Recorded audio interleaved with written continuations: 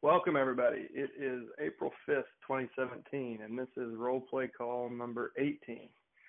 For those of you who are new to this call, it's a Q&A format, so everybody's in mute.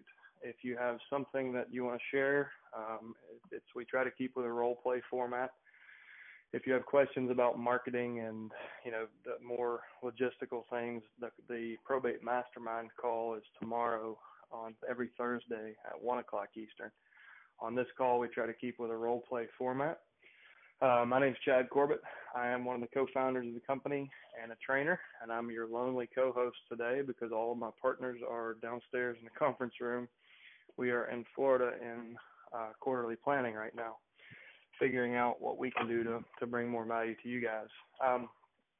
If you've never been on one of these calls, we try to address both positive and negatives. So if you've hit the phones and found success, please step up and share what's working for you on the phones. What language are you using? What techniques? And just the same, if you're hitting walls, if you're having trouble getting conversations started and you want to learn more or practice more about how to get over that initial hump and start the conversation flow, this is a great place to do that. Before we get started, I'll let you know where you can find these calls. We do record everything we do. So 2 places. If you are a current subscriber, you can log into your subscriber portal, and on the left you'll see conference calls.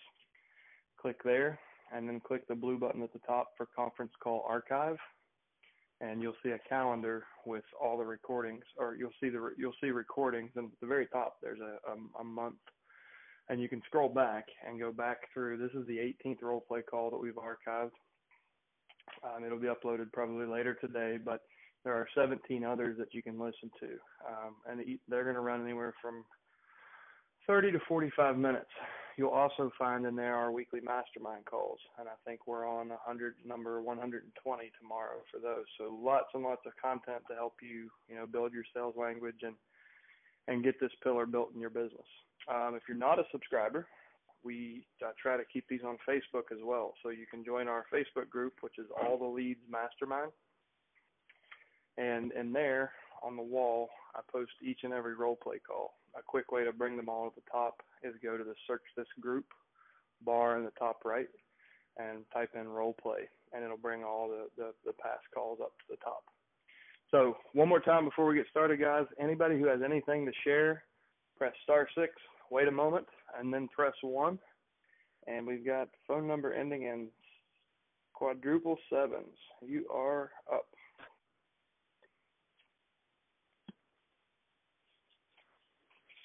Phone number ending in 7777. Oh, I'm sorry, I didn't have any question at this time. Oh, well, you're in the hot seat, so I'm gonna. Have you been making calls? Pardon? Have you been making phone calls? No, that's the first time. I don't have my leads yet. I just start, to listen to other people. Okay, perfect. Well, thanks for jumping up anyways. All right, well, guys, we have nobody else in the queue, so that means you get to listen to me ramble. I'm going to try to address things that I commonly hear about until I see somebody enter the queue. Again, press *6 and then 1 if you have something you want to role play. If you are a subscriber and you've gone through fast track training, you probably said, where the heck are the scripts and why are these guys not giving them to me? And for me, this is I've learned a lot about this in my own business. We kind of built it off of my model. And I've taught hundreds of agents across the country. And there's so many variables in the probate process and the nature of what we teach you, to offer options. There are just so many variables. It's almost impossible to script because these conversations can go in so many different directions.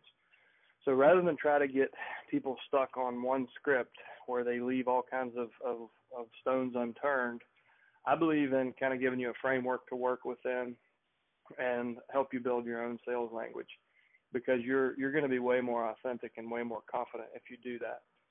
So that said, as far as the training we offer to get you started on these initial conversations is in step 3 of Fast Track. And in there you'll also find a sheet that's called the Probate Seller Interview Sheet.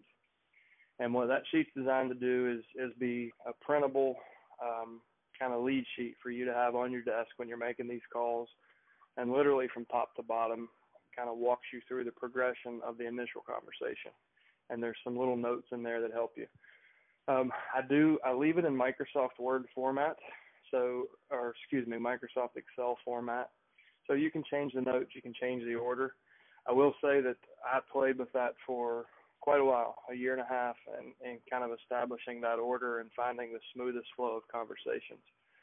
So that's kind of what we do. I encourage people to print off the Probate Seller Interview Sheet, listen to some of the past role play calls, and some of the other training that we do. In Probate Mastery, which is our kind of highest level of training, we actually spend 2 to 3 hours just on the initial conversation and listing appointment. And if you're not familiar with Probate Mastery, if you're a subscriber, you can just look on the left-hand side under Education and Training and go to Probate Mastery, and there's a full course outline. And I think I have a video in there kind of explaining what Mastery is and why it exists outside of your subscription versus in where the Fast Track is. But we cover that in depth there. Enough of you have hounded me about a script that I did take a cut at it and tried to give you something. So in the Facebook group a while back, if you look at All the Leads Mastermind and then click on the Files tab, you'll find a sample script that I did write out for a couple of folks who were tenacious enough to get me to do it. So there is a script there that will kind of give you an example of how a conversation can go. And what I love about these calls is you guys, oftentimes we have 3 or 4 people each week or each month that jump in the hot seat and aren't exactly easy on me. You guys have thrown me some curveballs in the last 2 or 3 calls that really made for good educational material for everybody else, and we appreciate that. Today, nobody's doing that. It's a pretty quiet room for as many people as we have on. We've got a ton of folks from around the country. There's every area code I can think of here. But you guys are all shy. Come on, *6 and then 1 to jump in the queue. But that's where you can kind of find the tools that we provide to do some education on your own. So look at Fast Track number 3, the Probate Seller Interview Sheet, jump in the Facebook group, download that sample script. That'll give you some ideas, and listen to the archived role play calls. A couple of hours, and you should feel really comfortable. And if you jump on the phones, I think that, any lead type, if you have 10 conversations, you should build at least enough level, skill level and confidence level to, be proficient in this and be having good conversations and setting appointments. All right, we got somebody in the hot seat. Phone number ending in 3908. You're live. Hey, Chad, it's Sam in Richmond, Virginia. How are you? Hey, Sam. I'm good. How are you? I'm well, thanks. I just wanted to hop on and say that we're still having some pretty decent success with all of this. So we just added another county, so everything's great. But to piggyback off what you were saying, I threw my script away like 2 weeks into this. It just sounded scripted, for lack of a better term. I mean, I have the general USP that I say in the beginning, or like my kind of spiel that I launch into when somebody answers, but everything after that is just where the conversation goes. So guys, Sam has been with us for, how have you been with us, 2 or 3 months? About 4 months now. Mm-hmm. 4 months. And you've had really good success, and you've been really consistent in your prospecting and haven't really let fear get in the way. Like, I appreciate you coming on the mastermind calls and these, and I'll put you in the hot seat here. If you don't mind sharing what she's talking about, guys, are probate USP. We call it a unique selling proposition. It's basically her short pitch at the beginning of the call. And if you don't mind sharing it, I'd love for everybody to hear it, Sam. Sure, yeah, I don't mind doing it. Do you want to do it like role play style? Yeah, so I'll be the seller. Okay, great. So ring, ring. Hello. Hi, I'm trying to reach Chad, please. This is Chad. Who's this? Hi, Chad. My name is Sam. I'm calling with Exit First. I sent you a letter a couple of weeks ago regarding the estate of Jane Doe, and I just wanted to follow up with you and offer you some services that we can help you out with. We help families all over Central Virginia who have estates in probate, whether you need help with donations or clean out or repairs to any property or even sale of any property. So I just wanted to let you reach out to you and see if there's anything we can help you out with or if you need our assistance in any way. Okay. And I'll break script. So great job. So let's break down what she did. She told me, and what this is what I learned when I was on the phone. So you know, the best way to defeat an objection is to never let it occur. So people always wanted to know who I was, how I got their information, why I was calling, and then they always had something else to say. So I learned to very quickly establish who I am, how I got their information, what unique value I could bring that no one else could, and I would always end on a question, and you did leave that part out, which kind of gives me control of the conversation because I can start grilling you instead of answering your question. And I just found it a smoother transition if I end on a question. And that question is usually, you know, is there anything that you can think of that you guys are having trouble with? Is there any real estate that you've thought about selling or you need help valuing? You'll find your question. But you did a really good job of that. It was really smooth. You were really confident. You didn't have marbles in your mouth at all. And it's no surprise that you guys are doing really well. So great job. Thanks. Yeah, normally I do ask at the end, you know, is there any property we can help you out with? Because we've talked about this in Virginia. It's very unique in the sense that everybody has to file probate whether they have property or not. So normally I will end on that question. I was just a little bit on the spot there. But yeah, normally it's like, hey, is there a property that we can help you out with? And then it really does go anywhere. Either it's yes, we do, and we've already got it covered, or yes, we do, and I have no idea what to do with it. And then those are super easy. A lot of times once people get on the phone with your conversation will go somewhere. I mean, either they need your help or they don't. And most people I talk to, I don't know if Virginia's just a special market around here, but most people are pretty conversational and very rarely do they get upset. Occasionally I'll get that, how did you get my information? And it's like, well, we just help people out, so your name is attached to the property records. And then they're like, oh, okay. So. And if you say it confidently like that, they usually never press you.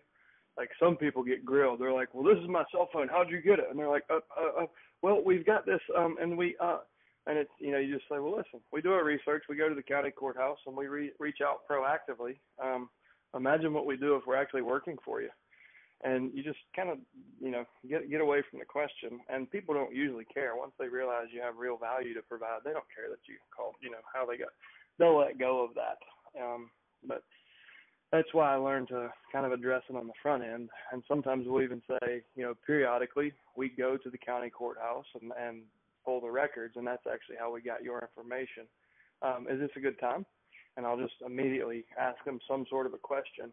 So they're not backtracking and saying, well, wait a minute, how'd you get my cell phone? Or how do you know this number?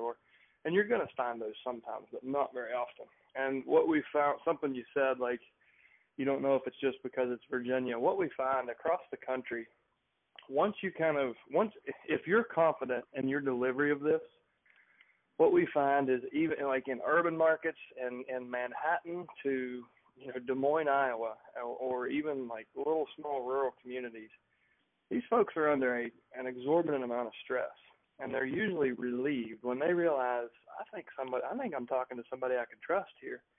They will usually spill the details on you, and you'll get the entire story. And Sam, I don't know for you, like how long do these calls, your initial conversation, how long do they typically run for you? It really depends. You know, people who are motivated, if there is property, so, you know, normally after I end, like, is there property we can help you out with? I get a yes or a no. If it's yes, my next question is, have you all talked about it? You know, is there anybody else involved with you? Have you guys talked about what you're going to do? If they say no, then I just set an appointment. I'm great. We're going to help you out. We're going to be complete experts. We're totally going to take all this stress off your hands. Let's sit down so we can talk about it. So sometimes it's as little as 5 minutes, and sometimes I've had conversations that are 20, 25 minutes long. It just depends on the person and how much they have to tell. And there's one sweet old lady I've been following up with for 3 months now who isn't ready to do anything yet, but every time I call her, it's 30 minutes of how's her life been and what's going on with her family and her illness and this, that, and the other. So it really just depends. And I guarantee you, if you ask her to give you the name of 3 real estate agents, she'll only think of one. Yeah. You're the only real estate agent in the world as far as she's concerned. Mhm. So, well, we got nobody else in the queue. If you don't mind, I'd like to go down the rabbit hole with you, and we'll finish the role play. You stay as the agent, and ask me if I've got real estate, and I'll kind of do what I typically hear on the phones, and I'm betting that's what you usually hear. And we'll try to keep the conversation as normal as possible. I won't be too tough on you or throw you any crazy curveballs. Okay, sure. So yeah, Chad, I just wanted to know if there's any real estate that we can help you out with. Well, Sam, right? You said your name was Sam? Yep, that's right. So I'm the executor, and I have a sister who's out in Oregon, and a brother who actually is here in town, but he's not on any of the paperwork. I'll just say he's challenged. So we don't quite know. It's important that we get the home sold because we need to kind of, make a future for him. We do need to take care of him. I'm not his guardian, but I do want to make sure he's taken care of. So it's kind of a big deal that we get as much as we can out of it. I mean, we both have our house and stuff. Nobody's going to be moving into it. And he lives in assisted living. So we don't know what we're going to do with it. It's full of stuff. We just haven't. My sister hasn't gotten out here to go through everything. I have gone through, the file cabinet and the kitchen drawers and gathered what the probate clerk asked me to gather up, and that was a whole lot of fun. I'm sure it was a whole weekend of hide and seek, and we still have to get the bank account set up, and we've got to go back to court and this and that, and I'm sure with experience you know what I'm talking about. So frankly, I don't know. We're not ready. I mean, maybe you could call us back in a month or so, and I might be further down the path and know a little more about what we're going to do. Sure, yeah. I mean, I could do that. I talk to people every day who are in the same situation as you. Believe me, I understand what you're going through, and I know how frustrating it can be. What we find is, when I have a lot of resources that I can offer you, and I can actually make this a lot easier for you. I know it can be a total headache. I have a question. Do you have an attorney or a financial planner or somebody who's helping you out with this, or is it just you and your sister trying to go at it alone? No, it's just us. And when we met with the probate clerk, I mean, obviously we're here in Virginia. They said that we should meet with an attorney, but they didn't assign one to us. So I don't really know who to call. I mean, should I have an attorney? It sounds like you might need one just because at the very least it's good to consult with one, especially because of what you want to do. So there's not just a house that you want to sell. You actually want to take the proceeds and put them into a bank account for your brother and do a lot of financial planning type stuff. So maybe not an attorney, but definitely a financial planner. I actually have a guy who's local here in Glen Allen. I know it's a little bit a ways from where you guys live right now, but it's on the other side of the river. So his name is Bob Hope, and he works with a whole bunch of he works with a whole bunch of people, of my clients especially, and we always like to set them up because he's going to take care of you just like I'm going to take care of you, and we're going to make this easier for you. So I think it would be good. What's your email address so I can give you his information? I love bobhope@gmail.com. Okay. So I'm going to send you his information, and then I'm also going to call him and have him reach out to you just so you guys can consult with a financial planner and have somewhere to go from that point. But on my end, with the house, with the real estate, that's normally what my specialty is. As in addition to helping you meet up with other people who can help with this situation, I work with an estate sale company, that actually makes it super easy to go in. They will clean out everything for you. They'll box everything up. They'll do everything like that. And then you can just go through and say, what do you want donated? What do you want to keep? You can put it into storage. You can do whatever. But they'll work with you to help clean up the house so that when your sister does come into town, you guys can just go through everything and it'll already be all organized. But what I love to do to set everything up is I'd actually like to sit down with you face to face so you can get to know me. You can understand what I'm providing for you. So I have an opening, what's today? Wednesday. I have an opening at 2:30 tomorrow. Are you available to sit with me for about half an hour so we can chat and I can go over the process with you?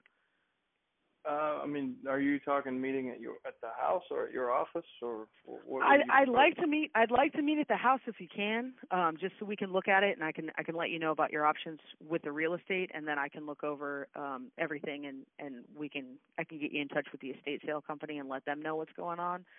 So if it's okay with you, I'd like to meet at the house. It's a mess. I guess. I mean, it's going to be bad when you get there. We haven't done anything. I completely understand, and I guarantee you, no matter what it is, I bet I've seen it before, and it's not going to throw me. That just makes me want to help you all the more because I know how frustrating it is to get everything done. So I just want to, sit down with you, look over everything, and give you your options, and really explain to you how I can help you out. Okay. Well, let's do that. Okay. 2:30, you said? Yeah, 2:30 tomorrow. And I will send you an email with my contact information. I did send you a letter last week. Did you happen to get that? Came in a. Gosh, we got all kinds of these postcards and bright orange and bright yellow, and right. It's all these we buy houses guys. I don't know what all we got. Right, I completely understand. Yeah, there's a lot of people who are going to be coming after you, which is another reason that I just want to help you out. I'm really not, I want to make this easy for you and get some stress off your plate. So I'll send you an email with my contact information. Then I'm also going to call you again tomorrow at about noon just to reconfirm. Is this the best number to reach you on? It is, yeah. Okay, great. So, yeah, I'll give you a call tomorrow. I'll send you an email right now. In the meantime, do you have any questions for me? Anything I can answer for you right now before we meet tomorrow? No, I think we're good. I'm sure I'll think of a lot between now and then. I'm sure you will, and that's fine. That's the goal, is to answer all of your questions and to really help you out with everything. Okay. All right, Jim. Yeah, well, I appreciate your time today, and I look forward to seeing you tomorrow. Thanks so much. And break script. You rock that. So good. So, I kept wanting to stop and, tell you, good job. So there's a lot of things, and I'll try to remember everything and kind of unpack that conversation. So you guys heard the USP in the beginning. What I see so many agents make the mistake, and brokers that are seasoned, really good prospectors, they burn probate conversations because they go right for the jugular, and all they want to talk about is real estate. And you did an excellent job at finding some way to layer in value to me. Before we even talked about the real estate, you latched on to that emotional obligation that I have to a disabled brother, and you just covered me in value and said, no, I'm going to protect you and make sure this gets done the right way. And that's so key to being really successful in this. That you couldn't have done that any better. And then you said, oh, hey, and by the way, where I can be of most help personally, other than the people I'm going to bring to the table, is with the real estate. And you went and you led me right down the path to the appointment. But guys, if you've ever been on these calls, you've probably heard me say these calls are, you need to focus on people first and then real estate. Because if you focus on the people and you find ways to provide them value, you've got the rest of your damn career to talk about their real estate, and you will be the only real estate agent they talk to. And that's have you been through Mastery? I have not. So you're I'll be honest, you don't need to. You have got your progression down perfectly, and you're doing all the right things. It's no surprise you guys are consistently doing deals. Kudos to you. Thanks. So the one thing I would say, once I stopped doing a script and started just focusing on people and what we can do for them, the conversations got easier. So that's awesome. So the one thing I would say, and this is me personally, I like to go a little deeper. So once I get the appointment and you confirm the appointment, which is perfect, and you said, I'll call you back tomorrow, make sure everything's good. Do you have any questions for me? Like you did everything you could to slowly wind that down. And I would go, real quick, hey, Chad, if you've got a minute, can I ask you a few questions about the house? Now we're going to talk about the real estate. We're going to get into square footage, bedrooms, baths. Last time it was updated. Really try to feel out the motivation, feel out any price expectation, find out if there's any debt, any hospital liens, anything that'll keep it from being sold. Find out about the situation. Is there any money in the estate that you want them that they can reinvest to help them raise more money for the brother? And there's so many ways you can layer in value in that conversation. That's where you bring in your contractors. That's where you bring in your home stagers. And, there's a lot of different ways you can raise that sales price. And you're looking for how much time do I have to sell this house? Are they more money motivated or time motivated? Right. What kind of condition is it in? And it gives you, and essentially what you're doing, guys, you're asking good questions to kind of build a roadmap of where you can provide value. And you're just becoming a solution engineer.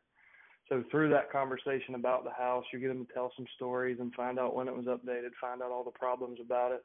And just by asking another question after question, get him to keep talking. Personally, I try to do a one-stop listing appointment. Every probate listing that I've taken has been one stop. So I've learned enough about the situation, the house, and the finances before I ever went that paperwork was signed when I left. Because I was able to do my analysis, I knew what options I was going to provide, and I didn't have a whole lot to learn once I got to the house. We talked it through. And once you've set the appointment, and sometimes even if it's just a tentative appointment, go ahead and set it and say, listen, we're really busy. That block won't be there if I wait until tomorrow. So I'm going to give it to you, and you talk to your sister. And if you need to cancel, then call me back. But otherwise, that one's yours. And then once you say, real quick before I let you go, can I get some info on the house? You've got another 15 minutes of ways to just show them that to really differentiate yourself and show them that you're somebody that can be trusted and you're working in their best interest for free, by the way. And they'll never cancel those tentative appointments. And it gives you enough information about the situation to know what you can do to be valuable. And a lot of people are like, oh, well, I don't have an estate sale company or I don't have a cash buyer. If you ask good questions and uncover all these things, and I always challenge people, if you had a $600,000 listing appointment tomorrow, you would have an estate sale company, a cash buyer, and anything else you needed by tomorrow. I promise you would be motivated to go find them because it's not that hard. It takes just a little bit of effort. So even if you don't have those pieces in place, get that information and you'll know exactly what their pain points are when you meet with them. So you know what you need to talk about and you know what value you need to show them and how to structure the options that you're going to provide. But Sam, you're doing a killer job. I would love to sit through your phone calls because you're doing great. Thanks. They're not all as good as that one. If I had every time I picked up the phone, if it was as good as that, I'd be a happy person. But a lot of times there's not real estate. So even still, I don't immediately get off the phone with them. I still. Well, let's go down that rabbit hole. There's still nobody in the queue, and I'll give you guys a tidbit of statistics before we start. About 80% of people over the age of 65. 78.8% of people over the age of 65 in the United States own real estate. Over 80% of those people plan to stay in their home forever. But the average inheritance, even the ones that don't own real estate, the average across all is 177,000, just a hair under that. So if you're on the phone with somebody who hasn't inherited real estate, they probably have still inherited cash. And just like I threw the disabled brother at you, you can find things like that. You can find ways to preserve wealth and grow wealth and plan for future generations avoiding probate. So there's a lot of different ways you can even take that conversation and provide value and attract business indirectly. So you never know where your next deal's coming from when it's a referral, right? So Mm-hmm. let's go down that rabbit hole. And I see Rodger Lacey just jumped in the queue. He's going to add some value on this topic, I'm sure. But so Sam, there's no real estate. I mean, we met with the probate clerk, and she kind of told me what we need to do. I mean, we basically just need to pay a few bills and close the bank account, and I think we're good. So thanks for calling, though. It was, it's cool to Sure. know that people are doing that. Yeah, definitely. I mean, like I said, we're just here to help. We have a lot of different ways that we can help you out. You said there's some bank accounts and stuff. So are you guys working with a financial planner to figure some of this out, or are you just going at it by yourself? No, mom passed away 10 years ago, and Dad pretty much Mm-hmm. took care. Everything was paid for, and they sold the house. I don't know, probably 9 years ago. He sold the house and really just simplified life. And he was actually living with me, when he passed. Mm-hmm. So it's not a real complicated estate. It's just a few bills here and there that he had, and paying for the burial and things like that. Right. And do you have all those finances covered, or is there like money in the estate to help you cover some of that stuff? Oh yeah. There's plenty to cover the expenses. He planned Okay. well.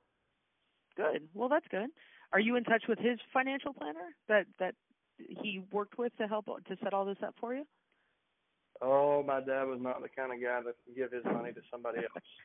I understand. He was just a financial planner. Okay, sure.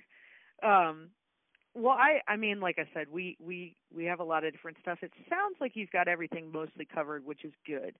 But I'd still like to give you the name of a financial planner that I work with really well, just to keep yourself covered.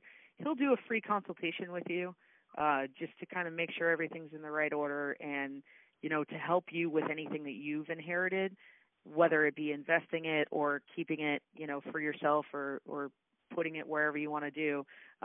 You probably want to make that money work for you a little better instead of just stuffing it under the mattress, right? Yeah, I guess so. I mean, I hadn't really thought that far down the road. We were just, I've been more focused on just getting everything handled here. I don't know. You said your guy's here in town? He is actually. And like I said, he'll be happy to do a free phone consultation with you just to see if maybe there's something that you hadn't thought about. Like I said, it sounds like you've really got a lot covered, and it sounds like your dad was really good about setting everything up for you, which is great. But you can never have too much help when it comes to something like this, right? Yeah. So, I mean, what is that? Is that something? Is there a charge for anything that he's doing, or? No, absolutely not.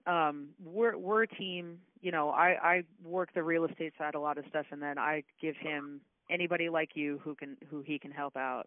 There's no charge for anything. It's just a free consultation, just to see what we can help you out with. Because a lot of people don't know everything that's involved in it. So you get this inheritance and you got this chunk of money, and you don't necessarily know what the best thing to do with it is. And that's really what he specializes in is family planning and estate planning. So his name is Alan Hall. He's right here in Glen Allen. He's in town. So I'm gonna let him know to get that. I'm going to give him your information. He'll reach out to you, but I'm also going to send you his information. So what's your email so I can send that out to you? mail@gmail.com. Okay, great.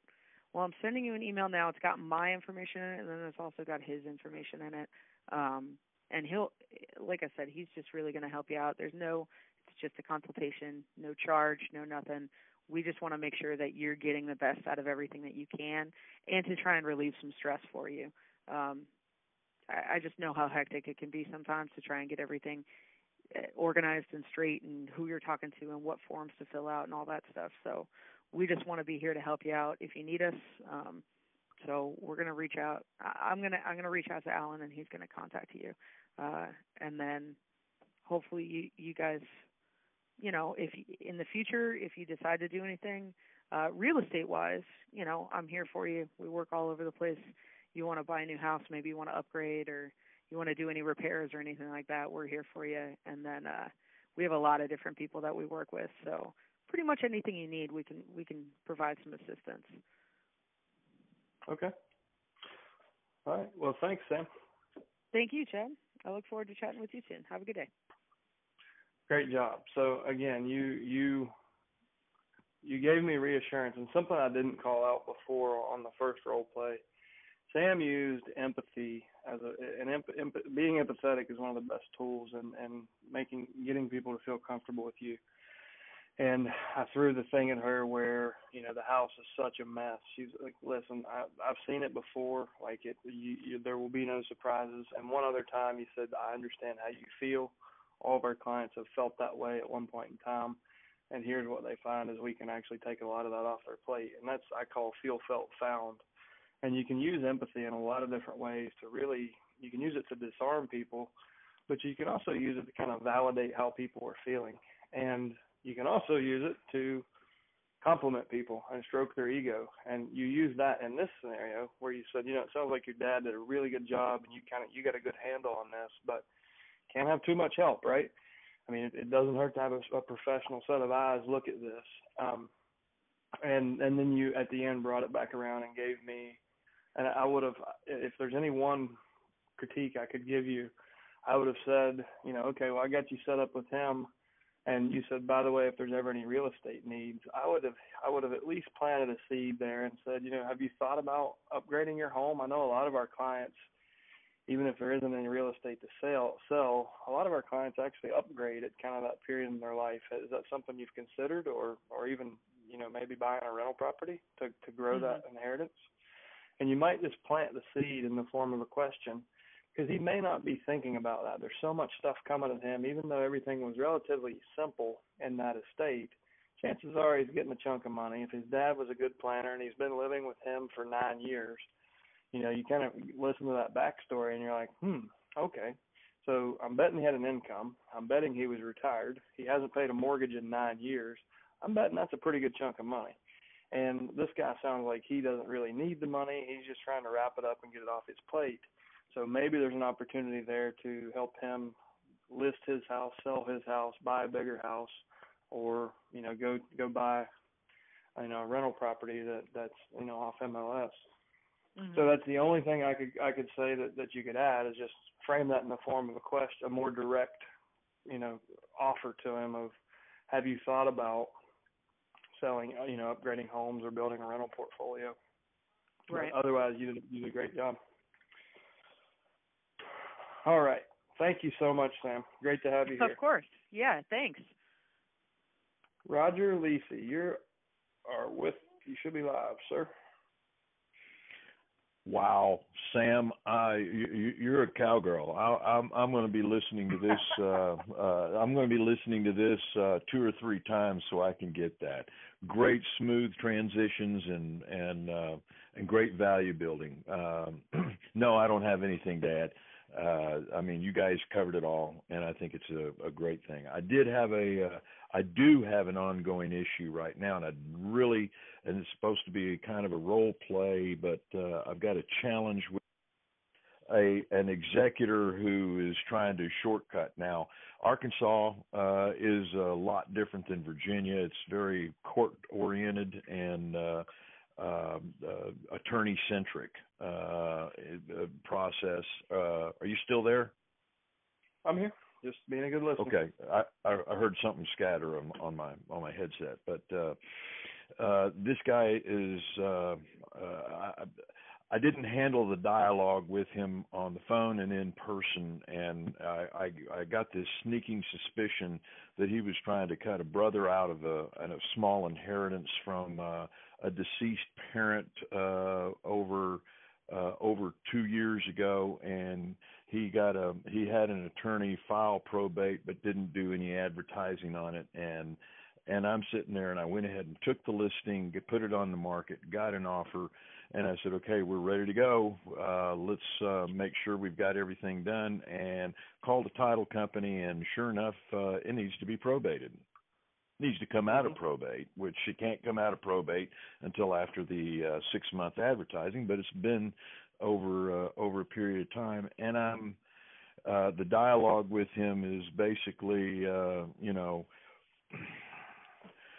Mr. Smith, we're kind of stuck here. You know, what am I going to do with the listing now? What am I going to do with this thing? Maybe we can do a counteroffer contingent upon court approval, and that might be 6 months from now. And after we got to the truth of the matter, he's just kind of quit returning my calls, and I'm probably just going to take the thing down off the MLS, because I've got an offer here that he can't sign because he can't convey. So we just do a counter offer. Let me back up and make sure I have my facts straight. The person you signed the listing agreement with is the executor, or will be the executor when the estate is probated. Yeah, he actually he's a 6-month-old mail out and phone calls about 6 months ago, and he's calling back in ready to move forward with the thing, and because his attorney filed the probate but didn't file the advertising, and so and you have a ready, willing, and able buyer who has a written offer in hand, correct? I've got it right here. In my hand, yes. I've got the offer in hand, and it fit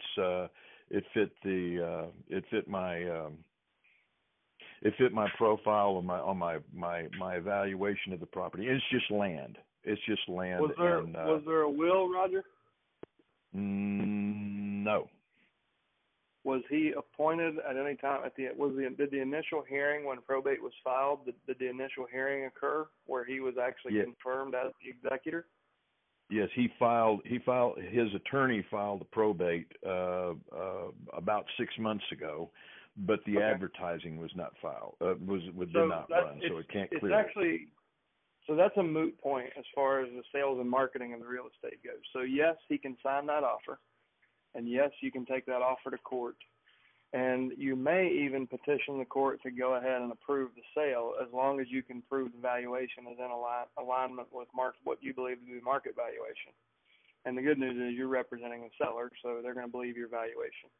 So They could give you approval to go ahead and close the real estate. Your worst case scenario here is you need to go back to the buyer and do what you mentioned. You need to say, listen, we need to make sure that there's a contingency in here to protect you, not my seller. But you need to write yourself a contingency where it's contingent upon court approval. And the closing date at this point, until we can get in front of the court, the closing date is an unknown. We're going to do everything we can to go ahead and get this, expedited through the probate process, because it takes 6 months to leave this open. So what the court will likely do is approve the sale and then either escrow the funds, or there'll have to be a bond on that. But I'm betting that if you've got a market value offer, and you've got and the chain of title will close by using the title search and then the death certificate and the list of heirs, and if there was a will, they'll be able to close the chain of title and get the binder, and you can officially close it as long as the court says it's okay to do so. And they may escrow the funds, but he's waited this long. He's probably not dying to have the money right now anyways. But I think you can go ahead and get that one worked out. I think you're right. I think that's where I was going, but just kind of hesitating. And I'm really, this executor gives me the creeps, but I'm going to get through it. Because he's doing something with his brother, and he's incapacitated, blah blah blah blah, and I just need to find a way to get through this and get it to the court, and let the court deal with it, and get it escrowed and get my commission.